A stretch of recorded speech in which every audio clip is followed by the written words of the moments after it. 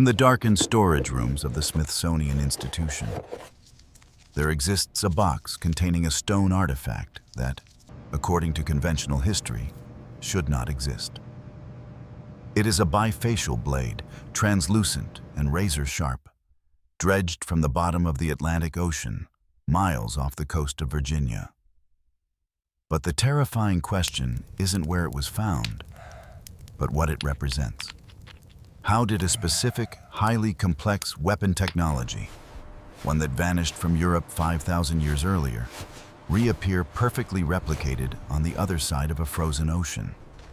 Is this a case of history's greatest coincidence, or the silent evidence of an impossible journey made by the engineers of the Ice Age? To understand the gravity of this mystery, one must first strip away the modern perception of stone tools as crude or primitive. The artifacts in question, the Solutrean Laurel leaf of France and the Clovis point of North America, are not mere rocks smashed together by brute force. They are the result of a sophisticated understanding of lithic physics, a lost discipline that treated silica-rich stone as a fluid rather than a solid. When a master knapper strikes a core of flint or chert, they are not chipping away material. They are initiating a controlled shock wave. This wave of kinetic energy travels through the atomic lattice of the stone in a cone shape, known to physicists as the Hertzian cone. The knapper must predict the path of this invisible wave, adjusting the angle of impact by mere degrees to steer the fracture exactly where it needs to go. In the Solutrean culture of southwestern Europe, around 20,000 years ago, this manipulation of shock waves reached a level of refinement that borders on the obsessive. They produced blades so thin and symmetrical that they resemble the leaves of a laurel tree, hence the name. However, the engineering required to achieve this specific shape involves a high-risk technique called overshot flaking. Instead of chipping the edge, the craftsman strikes the platform with precise, overwhelming force, sending the fracture wave traveling across the entire face of the blade, removing a single, continuous flake that terminates on the opposite side. This creates a distinctively flat, thin profile that is aerodynamic and incredibly sharp. The physics behind this are unforgiving. If the angle of the strike is off by even a fraction, the shock wave will dive too deep, snapping the blade in half and destroying weeks of labor in a microsecond.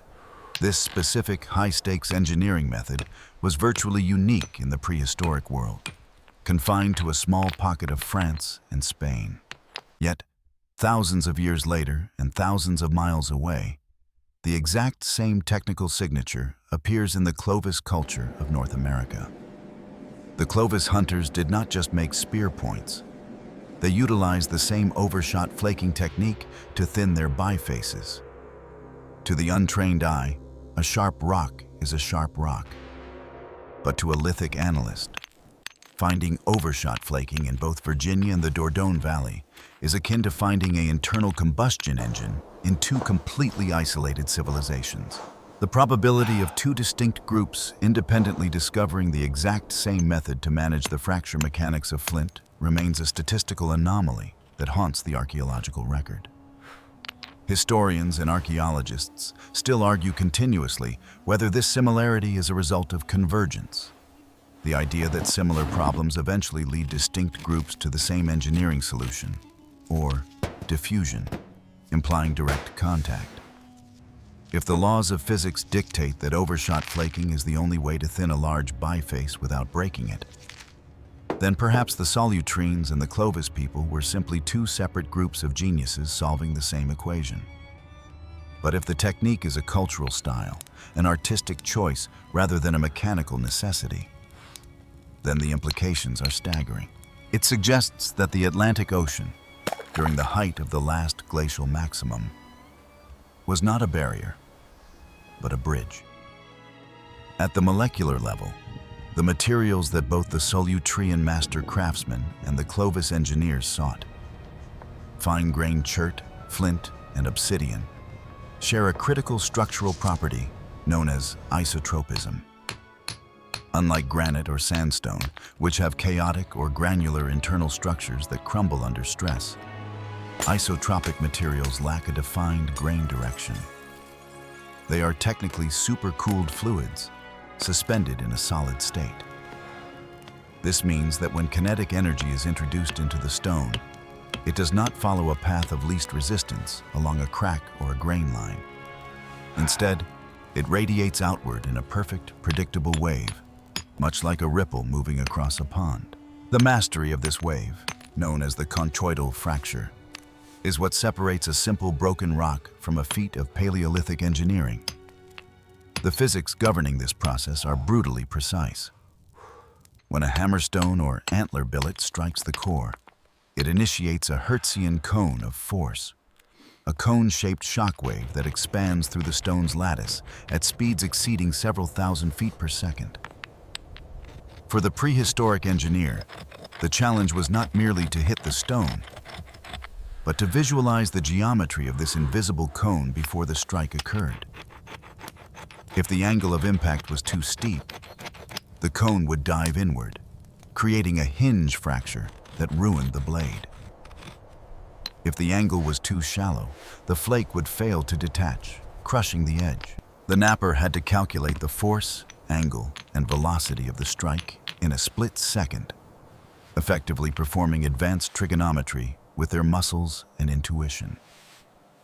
To achieve the extreme thinning seen in both Solutrean and Clovis bifaces, these ancient engineers utilized a counterintuitive principle known as platform preparation. One might assume that to remove a large flake, one should strike a sharp exposed edge.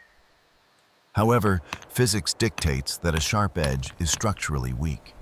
It will simply crush under the impact of the billet, absorbing the energy rather than transmitting it. Therefore, before striking, the knapper would deliberately grind and dull the edge of the stone with an abrasive rock. This process, seemingly destructive, actually strengthened the platform, allowing it to withstand the initial loading force of the strike.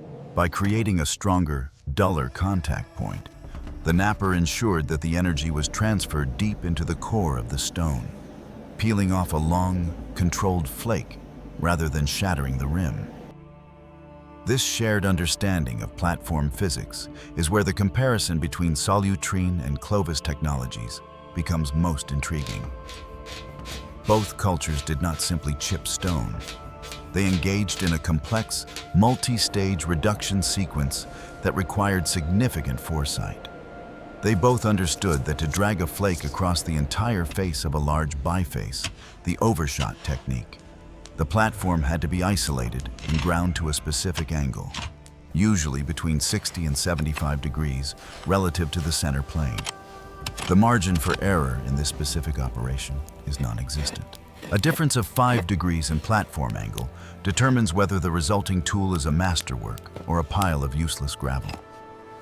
Historians and lithic analysts continue to debate whether this identical approach to platform preparation is the result of a shared mental template, a cultural blueprint passed down from teacher to student, or simply the inevitable result of working with silica-rich stone. The argument for convergence suggests that because the physics of conchoidal fracture are universal, any human mind attempting to thin a biface will eventually discover the necessity of platform grinding. However, the specific sequence of gestures, the rhythmic abrasion of the edge, the precise rotation of the core, and the use of soft hammer organic billets, likely caribou or reindeer antler, suggests a learned methodology that transcends basic trial and error. It implies a standardized curriculum of engineering that was rigid, disciplined, and remarkably consistent across millennia. Deep within the Saône-et-Loire region of eastern France, archaeologists uncovered a hoard of artifacts that defies the logic of survival. Known as the Volgu cache, these 15 flint blades represent the absolute zenith of the Solutrean culture, a moment where tool-making transcended utility and entered the realm of high art. The largest of these points measures over 13 inches in length, yet it maintains a thickness of less than 1/4 of an inch. To hold one is to hold a paradox. an object made of stone, a material defined by its weight and brutality, that feels as light and delicate as a piece of porcelain. In the hands of a modern structural engineer, the dimensions of a Volgu laurel leaf are a nightmare of tensile weakness, possessing a width-to-thickness ratio so extreme that the blade should, by all laws of mechanics, snap under its own weight if held incorrectly. The creation of such a masterpiece required more than just a steady hand. It required a fundamental alteration of the material itself. The Solutrean engineers were among the first in history to master the science of thermal alteration, or heat treatment. In its raw state, flint is tough and somewhat grainy, resistant to the long, flowing fractures needed to create a laurel leaf. To overcome this, Solutrean craftsmen would bury their raw stone cores beneath fire pits, slowly baking them at temperatures between 250 and 300 degrees Celsius for days. This controlled heating process caused a physical change in the silica's crystalline lattice. The heat annealed the stone, repairing micro fissures and making the material more vitreous or glass-like. The why behind this thermal engineering is critical to understanding their technological leap. By making the stone more brittle and glass-like, they lowered the fracture toughness, allowing shock waves to travel further with less force.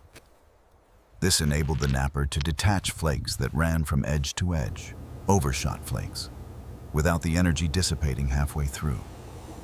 However, this was a dangerous trade-off. While heat treatment allowed for the creation of impossibly thin, sharp edges, it also made the final product catastrophically fragile. A heat-treated laurel leaf is sharper than a surgeon's scalpel, but it possesses the structural integrity of a ceramic plate. If dropped, it does not chip, it shatters. This fragility has led to one of the great debates in Paleolithic archaeology. Historians still argue whether the most extreme examples of Solutrean points were ever intended to be used as weapons at all. The aerodynamic profile suggests a projectile, but the physics of impact suggest failure. If a warrior were to throw a 13-inch heat-treated Volgu point at a reindeer, the impact energy would almost certainly exceed the tensile strength of the stone, causing the spear tip to disintegrate upon contact with bone or even thick muscle. This suggests that the Solutrean culture valued the display of engineering prowess as much as, if not more than, the practical application of it. These blades may have been status symbols, signaling that the bearer possessed the resources and the technical knowledge to waste perfectly good flint on an object of terrifying, fragile beauty.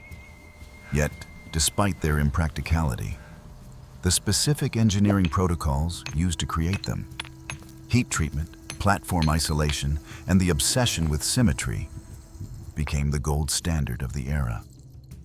It was a technology that pushed the limits of what stone could do. And then, abruptly, around 17,000 years ago, this culture of perfectionists vanished from the European archaeological record. The great laurel leaves ceased to be made. But as the ice sheets shifted and the world moved toward the end of the glacial maximum, a ghostly echo of this specific engineering philosophy began to stir on a continent that, according to the history books, had not yet been discovered. Across the Atlantic, in a landscape dominated by ice sheets and megafauna, the engineers of the Clovis culture faced a radically different set of variables. While the Solutrean nappers of France were pushing the limits of aesthetic fragility, the Clovis hunters of North America required a weapon of unyielding durability. Their target was not the reindeer, but the Columbian mammoth, a creature standing 13 feet tall at the shoulder, possessing thick hide, dense fur, and a rib cage capable of shattering lesser weapons upon impact. To bring down such a beast, the Clovis engineers developed a ballistic innovation that had never been seen before in the history of stone tools, and would never be seen again after their disappearance: the fluted point. The defining characteristic of a Clovis point is a distinct concave channel, or flute, running up the center of the blade from the base. To the casual observer, this might look like a simple groove for bloodletting. But from an engineering perspective, it is a sophisticated solution to the problem of shear stress. When a spear strikes a massive object like a mammoth, the kinetic energy does not simply disappear, it rebounds backward down the shaft. If the stone point is merely tied to the outside of the wooden shaft, this recoil force creates a fulcrum effect at the lashing point, often snapping the wood or dislodging the stone. The Clovis flute solved this by allowing the wooden shaft to be seated inside the stone itself, creating a telescoping connection. The physics behind this design functioned much like a modern shock absorber. By thinning the base of the point and creating a channel, the Clovis engineers increased the surface area of the contact between stone and wood. This distributed the impact force over a wider area, converting the dangerous shear stress, force acting sideways, into compressive stress, force acting lengthwise, which both wood and stone are much better equipped to handle. This seemingly minor adjustment turned the spear from a simple piercing stick into a unified, structurally sound projectile, capable of penetrating deep into the thoracic cavity of a multi-ton animal without failing catastrophically. However, achieving this aerodynamic perfection came at a staggering manufacturing cost. Creating the flute required a move of supreme confidence known as end thinning. After the biface had already been shaped and thinned using the Solutrean-style overshot technique, the napper had to stand the point vertically on an anvil and strike the base with a precise downward blow. This sent a shockwave traveling longitudinally up the center of the blade to remove the channel flake. The physics of this strike are treacherous. If the shockwave encounters even a minor imperfection in the stone, it causes end shock, snapping the nearly finished point in half instantly. Historians and experimental archaeologists still argue whether the benefits of the flute truly outweighed the risks of production. Modern replication studies suggest that up to 20% of all Clovis points broke during the fluting process, a massive waste of time and high-quality material.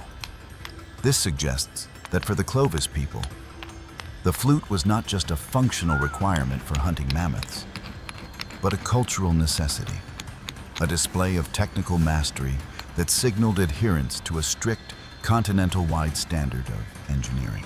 And it is here, in the pre-fluting stage of manufacture, that the Solutrean connection becomes impossible to ignore. Before they risked everything to strike the flute, the Clovis knappers thinned their blades using the exact same counterintuitive overshot method that had vanished from Europe thousands of years prior. The most damning piece of evidence linking the master craftsmen of prehistoric Europe to the first engineers of America is not a shape, but a specific, high-risk motion of the human hand. In the lexicon of lithic technology, it is known as controlled overshot flaking, or outrepassé. To the uninitiated, it looks like a mistake. In almost every other stone tool culture in human history, from the Mysterian Neanderthals to the later archaic tribes of the American West, the goal of the napper was to drive a flake to the center of the blade and stop. This is the safe, logical approach. It creates a durable, lens-shaped cross-section. But the Solutrean and Clovis engineers rejected safety. They deliberately struck their cores with enough calculated violence to send the shockwave traveling past the center line, diving across the entire face of the biface to slice off the opposite edge. The physics of this maneuver are akin to a high-wire act without a safety net. When a napper attempts an overshot flake, they are exploiting the tensile limits of the material. By striking the platform at a specific angle, usually closer to the center plane than standard flaking, they generate a flat, spreading fracture front. If the force is too weak, the flake steps, creating an unremovable lump of stone in the center of the blade, rendering the weapon uselessly thick. If the force is too strong, the shock wave accelerates as it thins the far edge, snapping the biface in two. The Solutrean and Clovis knappers were walking a razor's edge between these two catastrophic failures, aiming for a Goldilocks zone of force that exists for only a fraction of a millisecond. Why would two cultures, separated by 5,000 years, both adopt such a perilous manufacturing strategy? The answer lies in the engineering why. Payload efficiency. By utilizing overshot flaking, both groups could reduce a massive block of raw chert into a devastatingly wide, yet incredibly thin, projectile point. This maximized the cutting surface area while minimizing the weight the hunter had to carry. It was a weight-saving technology, the Stone Age equivalent of using carbon fiber instead of steel. A Clovis hunter carrying 10 overshot thin points carried less dead weight than a later hunter carrying 10 standard points, yet possessed superior bleeding power. This focus on high-performance lithics suggests a shared philosophy where material conservation was secondary to the absolute performance of the final weapon. The forensic similarities extend beyond the flakes themselves to the waste they left behind. When archaeologists examine the debitage, the pile of scrap stone left at a tool-making site, at Solutrean sites in France like Métro, and Clovis sites in Texas like the Galt site, they find the exact same byproduct, distinct, curved overshot flakes that match like puzzle pieces. This indicates that the motor habits of the knappers, the way they held the core, the angle of their wrist, the velocity of their swing, were virtually identical. It is a phenomenon that Dennis Stanford of the Smithsonian Institution likened to finding two distinct groups of people on different continents who both independently invented the internal combustion engine, down to the specific threading on the spark plugs. Historians and critics of the Solutrean hypothesis still argue fiercely that this is merely a case of technological convergence, dictated by the constraints of the material. They contend that there are only so many ways to thin a rock, and eventually, all master knappers will stumble upon the overshot method. However, this argument fails to address a glaring anomaly. After the disappearance of the Clovis culture during the Younger Dryas cold snap, the technique of overshot flaking effectively vanished from North America for 10,000 years. The subsequent Folsom and Dalton cultures, who were the direct genetic descendants of Clovis, abandoned this high-risk technique in favor of safer, simpler flaking methods. If overshot flaking was an inevitable discovery, why was it forgotten? Its disappearance suggests it was not a universal inevitability, but a specialized cultural legacy, one that arrived mysteriously, flourished briefly, and then died with the masters who knew its secrets. If the Atlantic Ocean was indeed a bridge, it was a bridge built not of wood or ice, but of ideas. The question that ultimately haunts the study of Paleolithic engineering is not merely one of navigation, but of intellectual lineage. Did the specific, high-risk knowledge of overshot flaking travel across the ice shelf in the minds of Solutrean mariners, or did the laws of physics inevitably force the ancestors of the Clovis people to reinvent the wheel? This is the debate between diffusion and independent invention, and it is the fault line where archaeology fractures. Proponents of independent invention argue that the constraints of the material dictate the form. If a human being wants to thin a biface to the absolute maximum width-to-thickness ratio, the physics of silica fracture leave them with only one mathematical solution: the overshot flake. In this view, the Solutrean laurel leaf and the Clovis point are not cousins, but strangers who happen to solve the same puzzle. They argue that the human mind, when faced with the universal problem of how to make a rock sharper and lighter, will essentially run the same simulation and arrive at the same conclusion, separated by 5,000 years of silence. However, the sheer complexity of the engineering sequence argues against coincidence. We are not talking about a simple sharpened stick. We are comparing a multi-stage industrial process. the thermal alteration of the silica to change its molecular structure, the counterintuitive grinding of the platform to dull it before striking, and the precise, wrist-torquing gesture required to execute the outrepassé flake without shattering the workpiece. To believe this specific combination of dangerous techniques was invented twice in the exact same order requires a belief in a level of synchronous serendipity that makes many engineers uncomfortable. It is akin to finding a blueprint for a Gothic cathedral in a Mayan temple. The materials are the same, but the architectural logic should be different.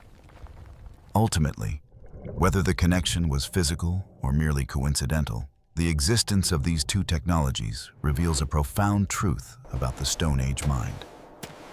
We often view our ancestors as struggling merely to survive, scraping by on the edge of starvation. But the Solutrean laurel leaf and the Clovis point prove otherwise. They prove that these people were not just survivors, they were perfectionists.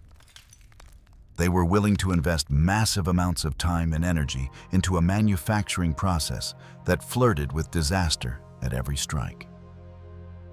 They pushed the material to its absolute yield point, risking failure for the sake of performance and aesthetic grace. The legacy of the Solutrean and Clovis engineers is not written in the animals they killed, but in the stones they left behind. Testaments to a moment in human history when we stopped simply using the world as we found it and began to master the physics that govern it. Whether they shook hands across the ice or stared at the same moon from opposite sides of the world, they shared a singular, relentless drive to take the hardest material on Earth and force it to flow like water. In the end, the silence of the archaeological record keeps their secret, leaving us only with the razor-sharp evidence of their genius lying in the dark, waiting to cut through our assumptions.